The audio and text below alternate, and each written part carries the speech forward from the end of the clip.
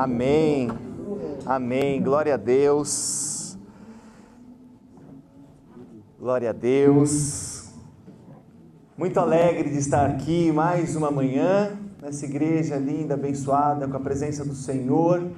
Uma manhã de ceia, uma manhã de celebração, uma manhã de alegria, uma manhã de comunhão e uma manhã onde essa alegria também se manifesta no meu coração, e eu peço ao Espírito Santo de Deus, manifeste no seu coração, porque a palavra dele vai ser ministrada. E tem dois vieses a palavra dele ser ministrada. Primeiro é a alegria que eu fico nesse momento de ceia, de comunhão, de trazer algo que ele colocou.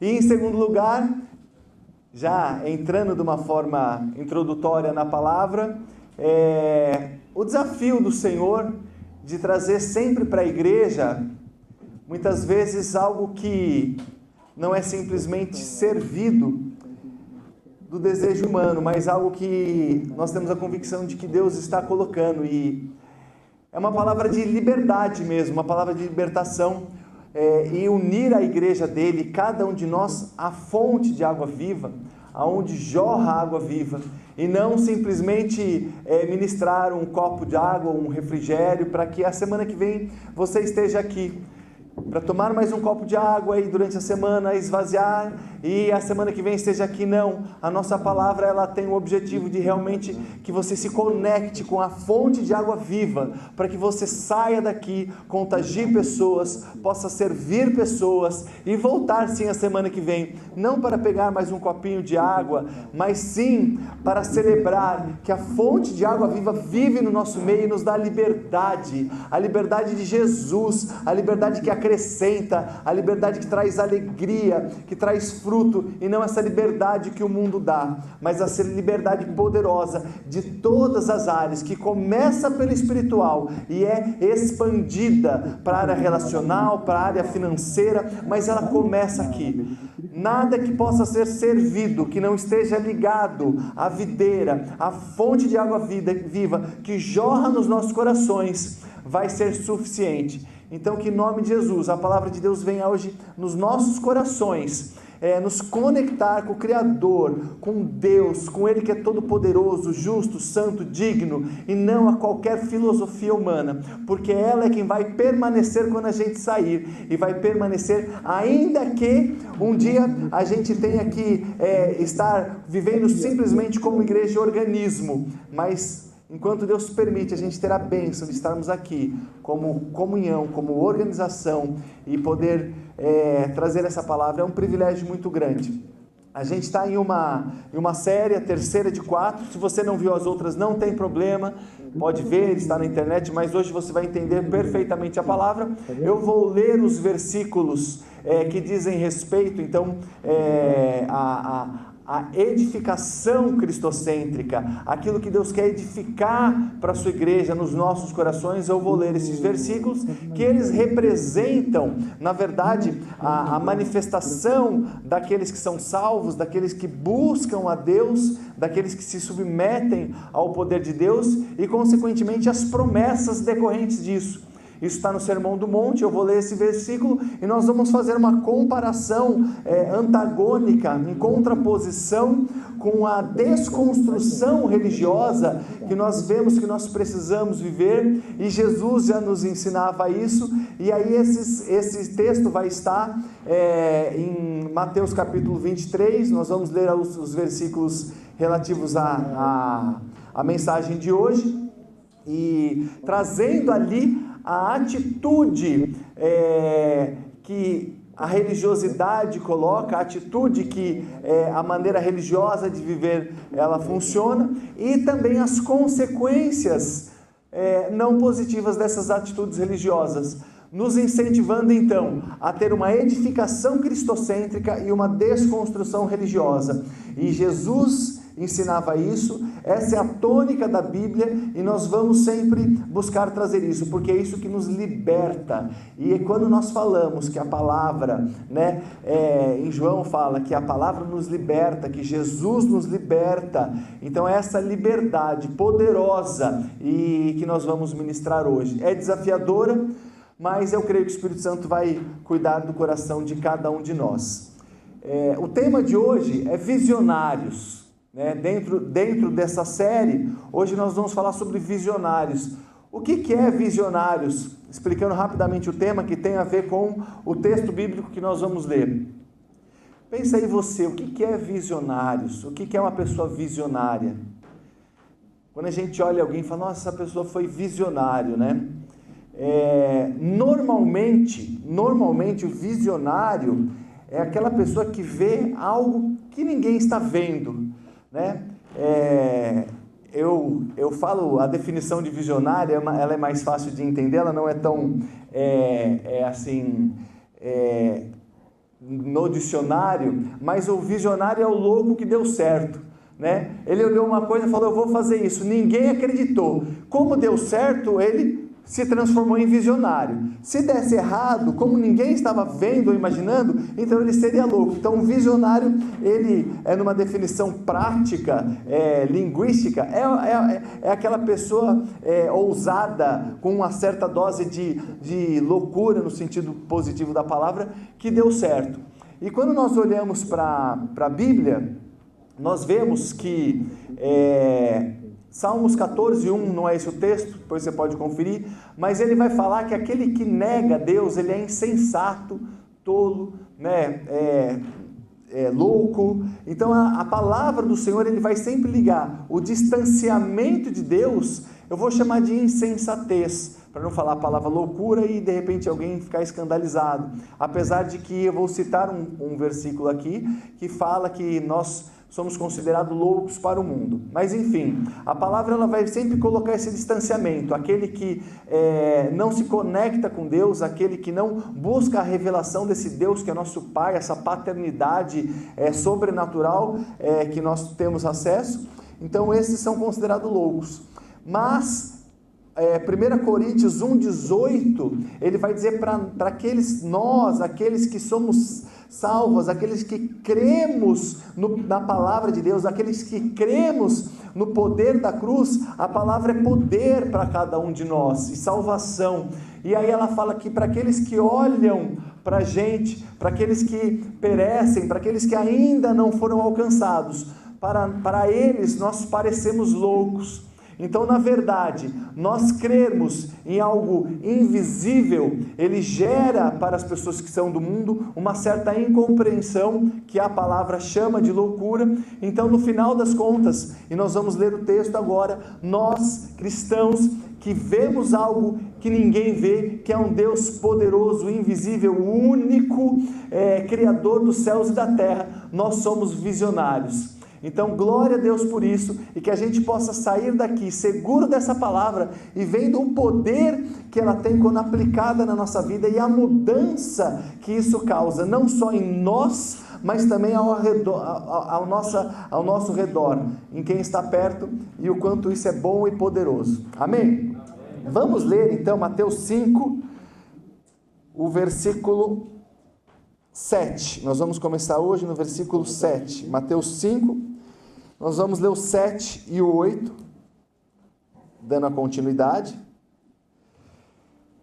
Enquanto você abre aí, deve estar aqui atrás também projetado. Mateus capítulo 5, versículos 7 e 8, só esses dois. A palavra poderosa do Senhor diz que bem-aventurados os misericordiosos, porque alcançarão misericórdia. Bem-aventurado os limpos de coração, porque verão a Deus. Esses dois versículos que nós vamos entender hoje. Vou orar mais uma vez aqui. Senhor, em nome de Jesus, nós te agradecemos pela tua presença, nós agradecemos porque até aqui o Senhor está no controle. Nós pedimos, Senhor, que o teu controle continue. Nós abrimos o nosso coração para aquilo que é do Senhor, para o poder do teu Espírito, e tudo que for do Senhor, faça morada no nosso coração, Pai. Mas aquilo que não for, e for do homem, Pai, em nome de Jesus, caia por terra. Nós pedimos o teu poder e damos liberdade para isso, em nome de Jesus. Amém. Amém. Glória a Deus. Então a palavra começa falando que misericordiosos, bem-aventurados, eles são os misericordiosos, e eles herdarão, eles terão misericórdia. Misericordioso é aquele que tem misericórdia. Misericórdia, a palavra misericórdia, ela vem de miséria, né? Miséria, aflição, sofrimento, e córdia, que vem de coração, que é cordes, o cor do coração. Então a misericórdia, ela quer dizer o coração voltado para o sofrimento. Aquele que é misericordioso, o coração dele, ele vai tender a voltar para aqueles que estão sofrendo, para aqueles que estão aflitos. A palavra misericórdia, uma forma lúdica, uma forma pedagógica da gente entender, a misericórdia é quando nós não damos o que a pessoa merece. Na verdade, às vezes, assim como no mundo espiritual, para Deus, nós pecadores não merecíamos herdar o reino de Deus, nós não merecíamos, mas Deus, através da sua infinita misericórdia, Ele nos permite isso. A misericórdia, então, é não dar o que nós merecemos. Então, às vezes, uma pessoa que passa por uma dificuldade, por um erro, por alguma situação, nós sabemos que às vezes ela não merece, mas o nosso coração se compadece e nós fazemos aquilo. A misericórdia tem a ver com a maneira como Deus nos trata, de não dar o que nós merecemos. E é interessante que isso tudo tem como base o amor, que é Deus, que começa no nosso coração. Então a misericórdia, ela necessita de uma conexão, de uma ligação, de uma retomada de relacionamento com Deus como Pai, porque Ele que é a fonte do amor, e no nosso coração Ele começa a gerar não só o amor, mas esse desejo de misericórdia. Porque se o amor é a base, se o amor ele vem de Deus para o nosso coração, a misericórdia, elas são os olhos. Nós olhamos através da misericórdia, essa atitude, que a misericórdia é uma atitude, ela nos nossos olhos vai fazer com que aí então, através das nossas mãos, o poder de Deus em ação se materialize através do amor, ou através do perdão, ou através da generosidade. Então isso que é a definição de misericórdia, isso é uma pessoa misericordiosa, e Deus agiu com misericórdia de nós, e a misericórdia, algo que Ele busca, algo que é uma característica de um cristão, ela tem que existir no coração de um cristão, para que ele seja bem-aventurado e tenha essa misericórdia de Deus. E essa misericórdia de Deus, ela é infinita, e sem citar muitos exemplos, mas alguns exemplos que são quase que padrões para a gente entender como Deus é amoroso. A humanidade, ela sempre se distancia do Senhor. É um padrão que vem na Bíblia inteira, um padrão desde que a humanidade começou, desde Adão.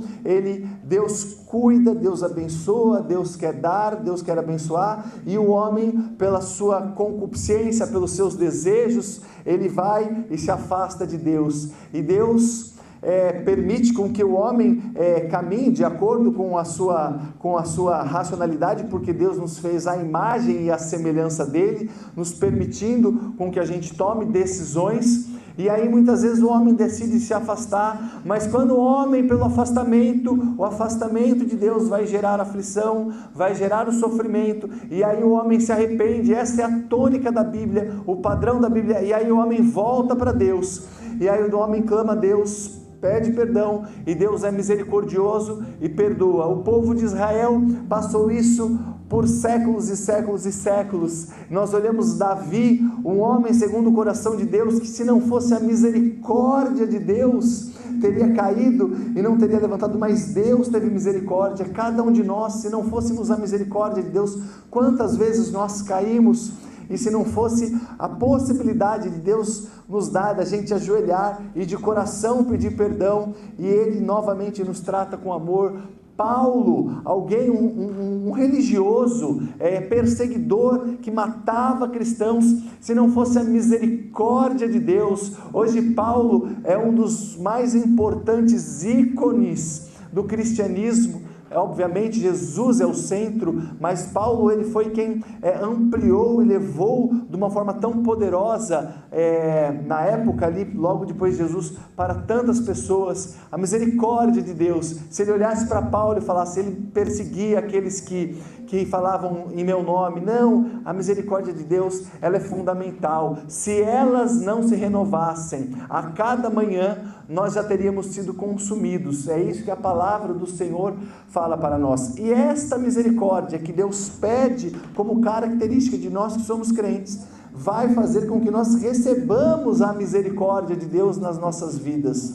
Nós vamos ter esta misericórdia, que é o quê? Na verdade, o coração de Deus voltado para as nossas aflições, o coração de Deus misericordioso voltados para os nossos sofrimentos. Então, nós como misericordiosos, temos a promessa da misericórdia de Deus em nossa vida, não só no sentido espiritual, mas também no sentido físico, no sentido material, no sentido do socorro presente que Deus pode se fazer. Mas é um relacionamento onde Jesus é o centro, e através dele, o nosso coração pecador entende a importância, e através do amor de Deus, a importância da misericórdia, e sendo misericordiosos, nós seremos felizes e bem-aventurados, porque Deus terá misericórdia de cada um de nós. Então nós veremos algo que nós não merecíamos, nós teremos algo que nós não merecíamos. Então, sem mesmo ver e crendo, aliás, isso é fé, crer naquilo que nós não vemos, nós nos tornamos passíveis dessa misericórdia de Deus que vai além do que é natural. A contraposição a essa edificação cristocêntrica, essa característica de salvo e essa manifestação de uma promessa, de um poder de Deus na vida de cada cristão, nós temos a ação religiosa, onde nós temos que entender para analisar o nosso coração e desconstruir o que há de religião na nossa vida, e tem muita religião na vida de cada um de nós. Então a contraposição desse está em Mateus capítulo 23, versículo 23 e 24. Eu vou ler aqui para vocês, provavelmente vocês vão querer abrir, então eu vou esperar um tempo. Mateus 23, 23 e 24. É pertinho, são as 8 bem-aventuranças e os 8 ais que Jesus fala. Então esta é a palavra de Jesus, a qual a gente só está, através do Espírito Santo, aplicando nas nossas vidas. Então fala assim: ai de vocês, escribas e fariseus hipócritas, porque dão o dízimo da hortelã, do endro e do cominho, e desprezam os preceitos mais importantes da lei, a justiça, a misericórdia e a fé. Mas vocês deveriam fazer estas coisas sem omitir aquelas. Guia de cegos coam um mosquito, mas engole um camelo. É uma palavra de enfrentamento, é uma palavra de Jesus, mas é uma palavra extremamente importante, porque a desconstrução, assim como crescer e edificar não é confortável, nós nos corrigirmos e nós aprendermos também exige sair do conforto, e Jesus traz essa palavra na época dele, para a religiosidade que existia, e para hoje, para nós, para essa religiosidade tão sutil que prende e nos tira a liberdade que Jesus veio dar para cada um de nós. Então a primeira coisa que ele vai falar assim: ai de vocês religiosos, atores, que dão o dízimo. Ele fala aqui da hortelã, da cominho e tal, mas vamos pensar só na questão de dar, seja o dízimo, seja uma ajuda, mas eles faziam ali de uma forma externa, simplesmente para que eles fossem vistos,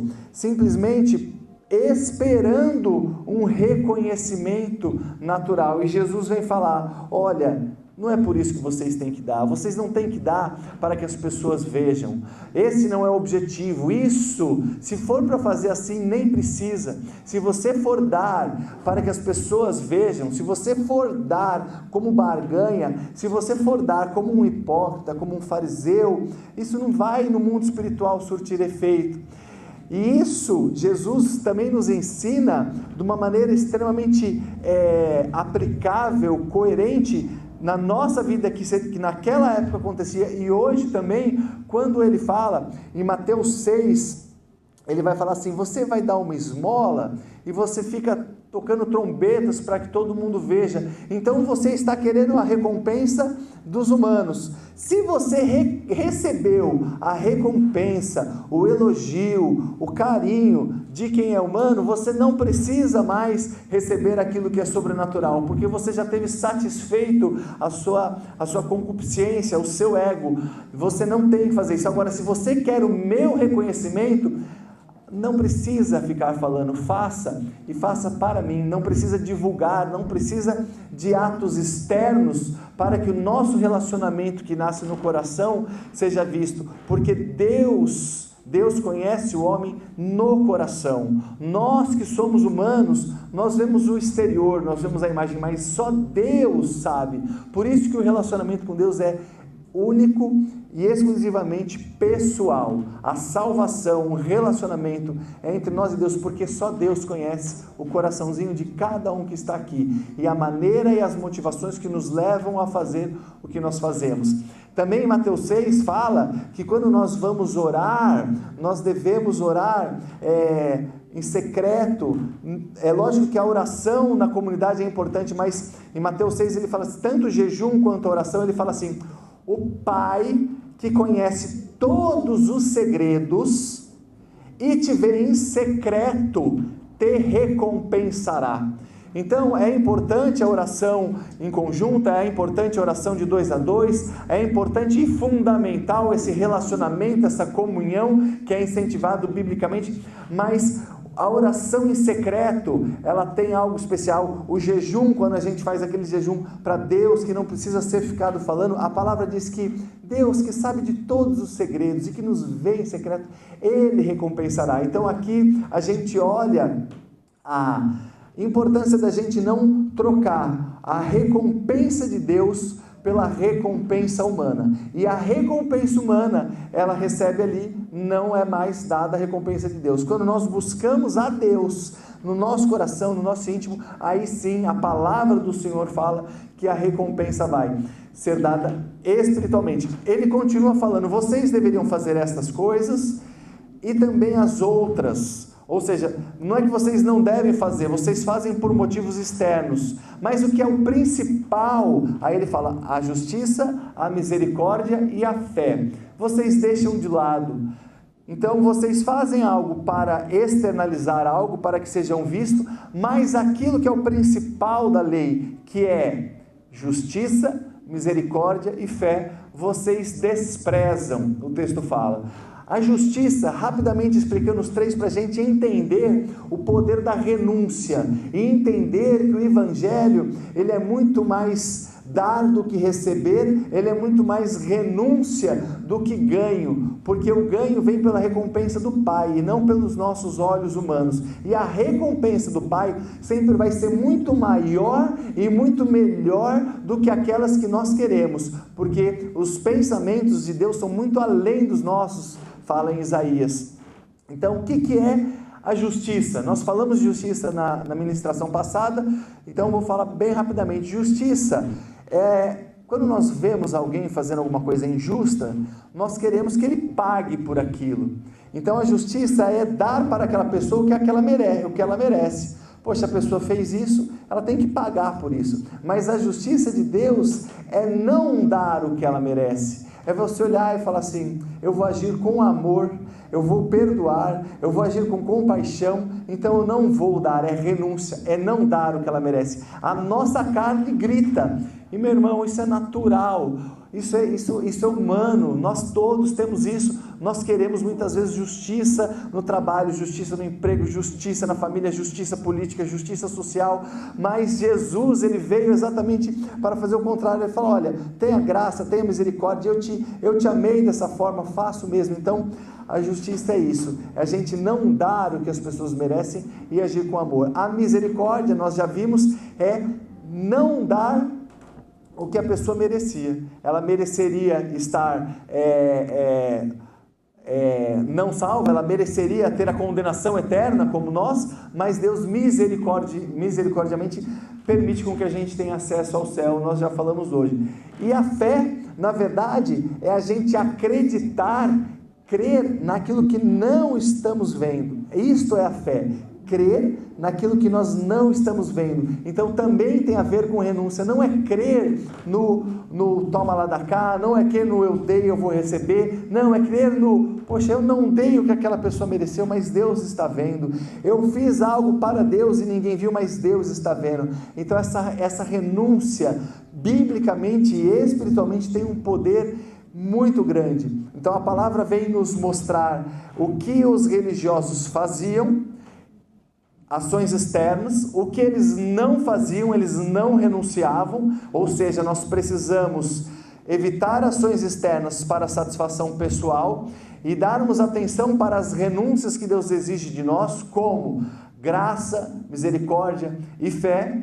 E aí ele vai falar da consequência, né, daqueles que agem religiosamente, coam um mosquito e engolem um camelo. O que ele quer dizer aqui? Na verdade ele fala, você, de forma externa, você faz algo pequeno, que é coar um mosquito, ou dar alguma coisa, ou fazer um carinho, ou ajudar, ou fazer mas você faz isso para esconder a sua ausência de renúncia interna, ou seja, você com um mosquito engole um camelo, o engolir o camelo é para que a gente esconda a ausência da nossa renúncia, a gente esconda aquilo que a gente deveria fazer e não faz, e dessa maneira nós não teremos a misericórdia do Senhor, porque a gente está agindo na contramão do que Ele nos ensina e do que Ele nos direciona.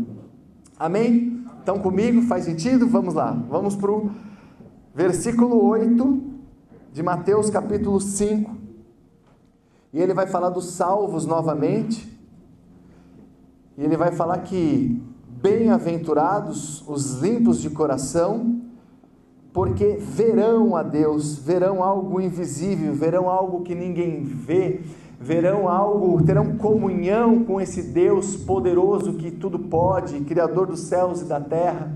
Então ele fala que os limpos de coração, todos nós nascemos impuros, pecadores.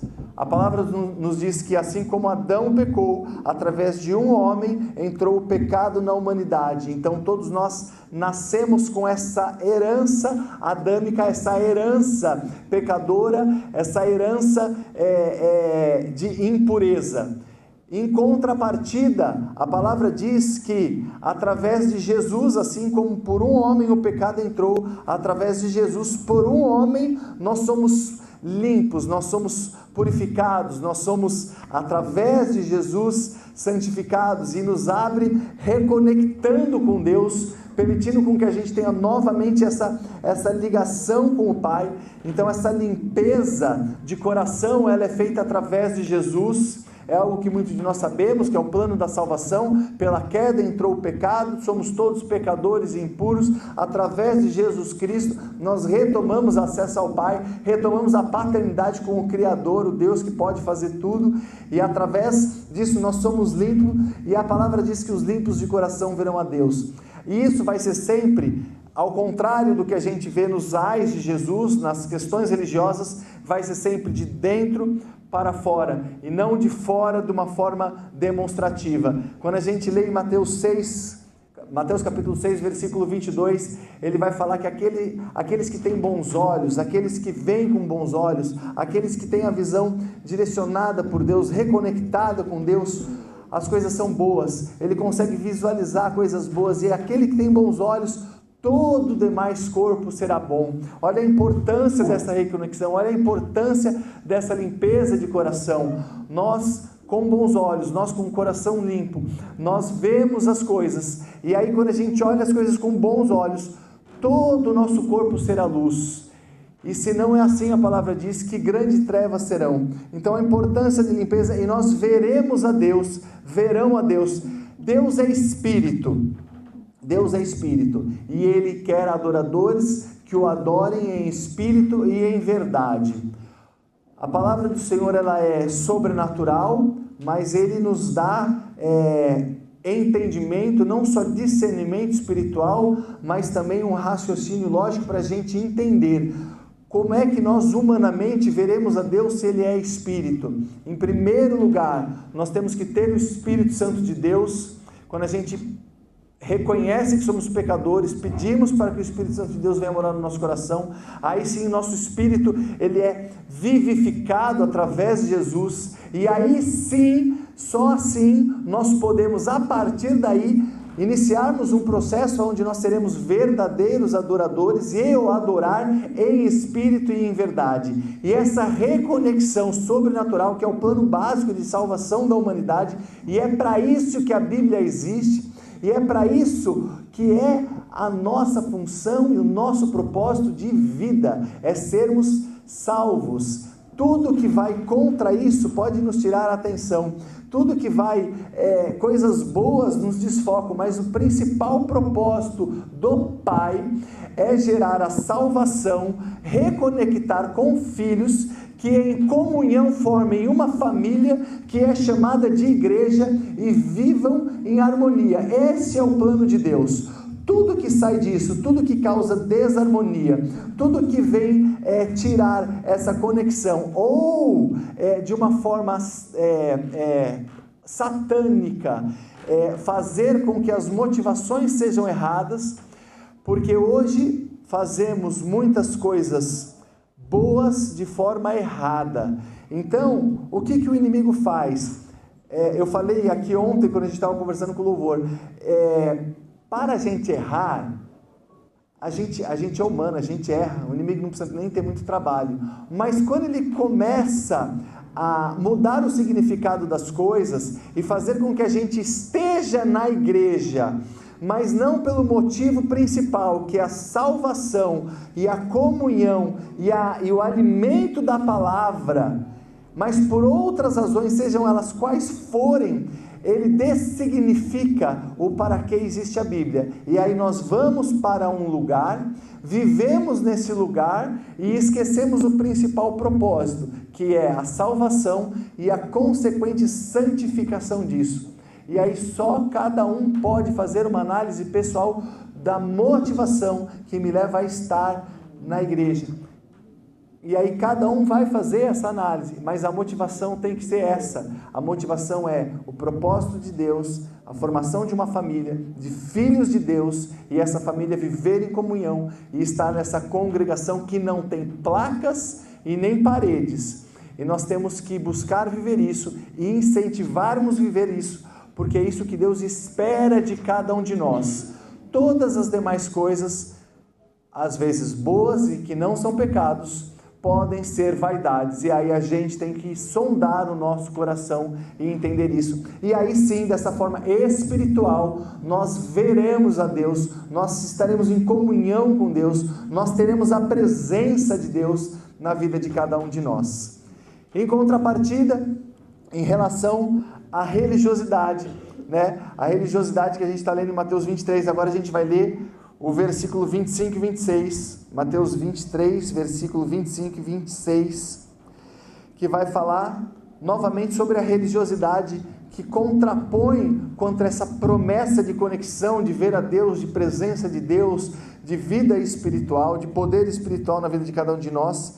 Então o versículo 25 de Mateus 23 vai dizer: ai de vocês, escribas e fariseus, hipócritas, porque vocês limpam o exterior do copo, mas estes por dentro estão cheios de roubo e de glutonaria. Fariseu cego, limpe primeiro o seu interior, para que também o seu exterior fique limpo.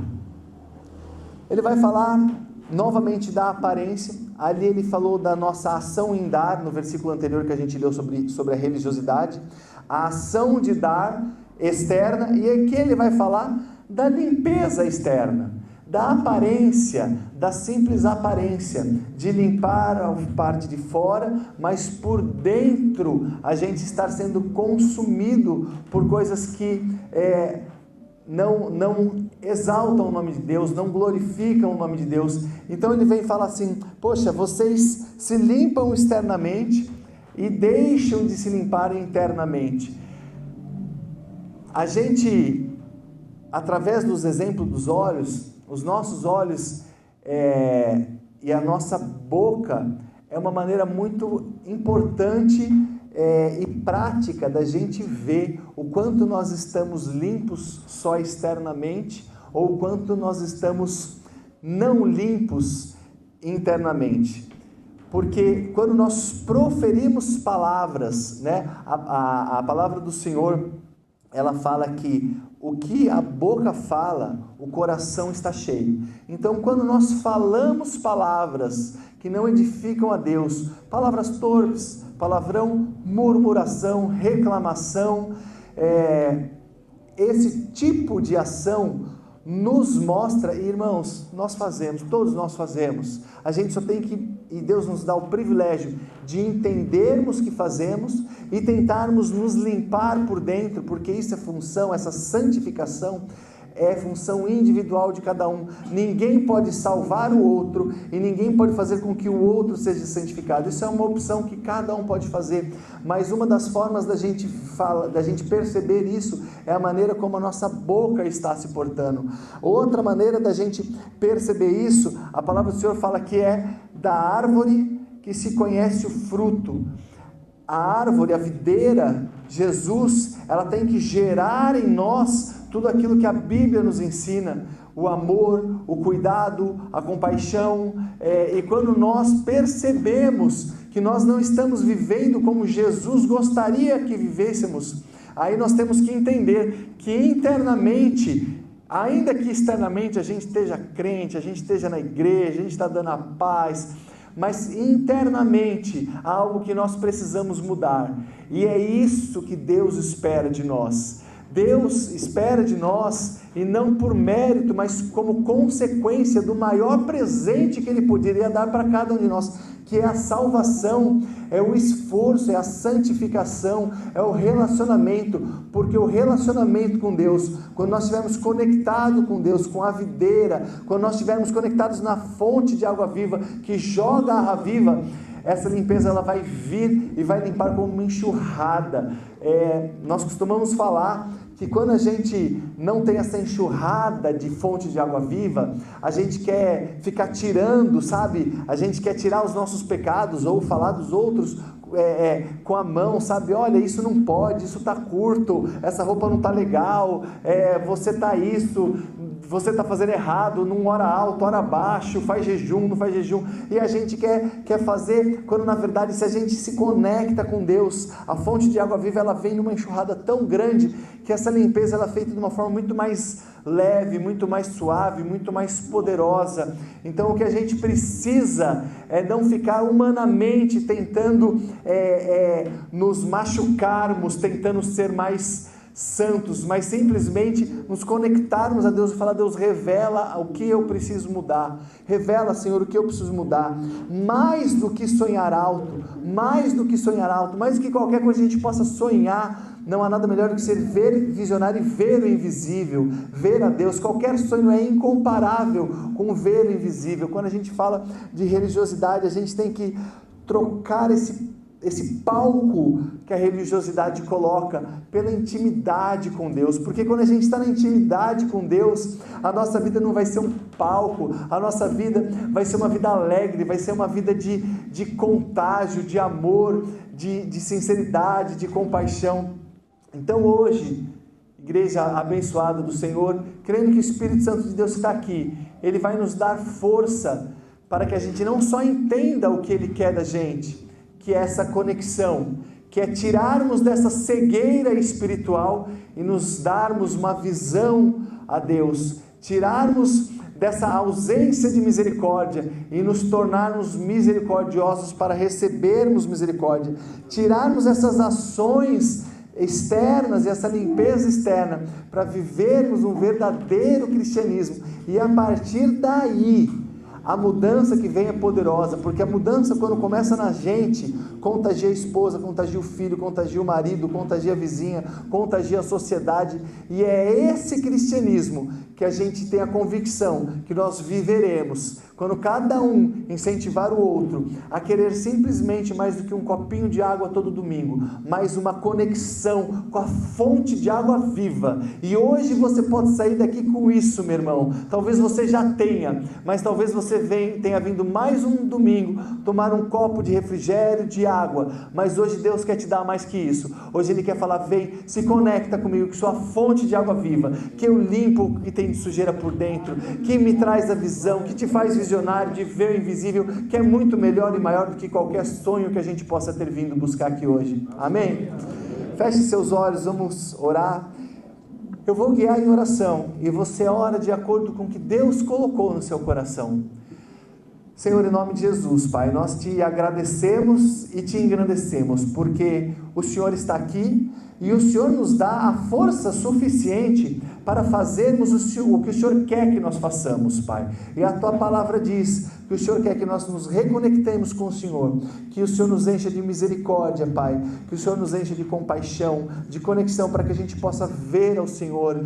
Pai, em nome de Jesus, nós te damos liberdade, Pai, para que o Senhor limpe o nosso coração, limpe, Pai, o que nós estamos fazendo por simples religiosidade. Mas, Senhor, nós pedimos que mais do que beber um copo de água, hoje nós pedimos, Pai, para a gente se conectar com a fonte de água viva, que a gente possa sair daqui, Pai, e servir água para essa humanidade que está, Senhor, com uma sede absurda e não sabem do que, e é do Senhor a fonte de água viva, Pai. Então, em nome de Jesus, Pai, nos desperta para que a gente possa ser, Pai, com o Senhor, jorrar esta fonte, que o Senhor é a origem, mas que a gente possa ser instrumentos, Pai, de levarmos, Pai, o Teu refrigério, e de mais do que isso, Pai, mostrar aonde é a fonte, para que mais pessoas bebam da fonte, e para que assim, nós sejamos impactados, e impactemos uma sociedade, onde o mundo saiba que viver com o Senhor é a melhor coisa que tem, porque o Senhor é bom